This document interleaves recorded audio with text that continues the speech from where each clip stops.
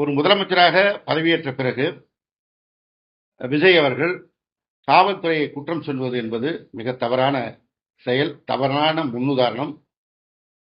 இதுக்கு ரியாக்ஷன் அந்த துறையிலேருந்தே எப்படி இருக்குங்கிறத போக போக தான் பார்க்கணும். எனவே அவர் தன்னுடைய முதுகில் இருக்கிற கரையை மறைப்பதற்கு மற்றவர்களை குற்றம் சொல்வதுதான் தன்னுடைய வழக்கம் என்பது போல காவல்துறையும், காவல்துறைக்கு அன்றைக்கு ஆளுங்கட்சியாக இருந்தவர்களும் வழிகாட்டினார்கள் என்று பேசிக் கொண்டிருக்கிறார். அதே போல இன்னும் ஒரு நான் ஏற்கனவே பேட்டியில் சொன்னது போல அவருக்கு இன்னும் திரைப்படத்தை விட்டு வெளில வரல. ஓடு ஓடு ஓடுன்னு அதுக்கு வேற சைகை காட்டுறார்.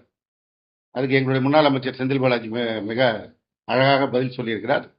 ஓடு ஓடு ஓடு என்ன, கரூர் சம்பவம் நடந்த அன்னைக்கு சம்பவம் முடிந்த பிறகு கரூரிலிருந்து சென்னைக்கு ஓடி வந்தது யார் என்று நாட்டுக்கே தெரியும். அந்த ஓடு ஓடு ஓடுக்கு அவர் தான் உதாரணம்னு சொல்லியிருக்கிறார். மிக அழகான பதில். அதே போல கரூரில் நினைவு சின்னம் அமைப்பான்னு சொல்லியிருக்காரு. ஏற்கனவே மக்கள் மனதில் அந்த நினைவு சின்னம் இருக்கு.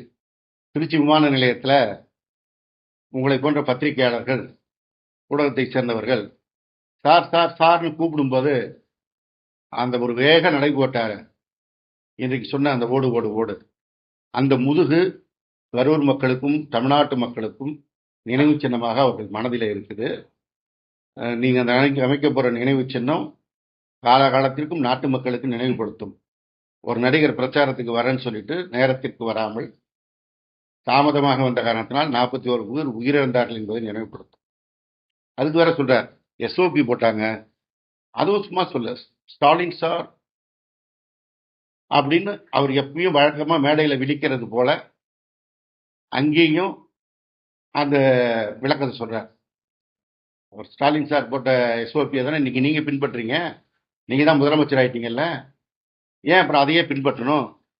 அதை பின்பற்றினாதான் எந்த பிரச்சனையும் இல்லாமல், உயிரிழப்பு இல்லாமல் இந்த கூட்டங்களை நடத்த முடியுங்கிறத இப்ப நீங்க உணர்ந்துட்டு இருக்கீங்க. ஆனா அதையே குற்றச்சாட்டா சொல்றீங்க. அன்னைக்கு நீங்க கரூருக்கு வரும்போது இதே போல பந்தல் அமைத்து, இதே போல சேர் போட்டு, இதே போல ஸ்நாக்ஸோட குடிதண்ணீர் வழங்கி பாதுகாப்பு ஸ்கேன் இன்னைக்கு அடையாள அட்டை வரை கொடுத்து அதையும் அவருடைய தோழர்கள் தூக்கி காட்டியிருக்காங்க. இதெல்லாம் கொடுத்துருந்தா அன்னைக்கு இந்த விபத்தே நடந்திருக்காத.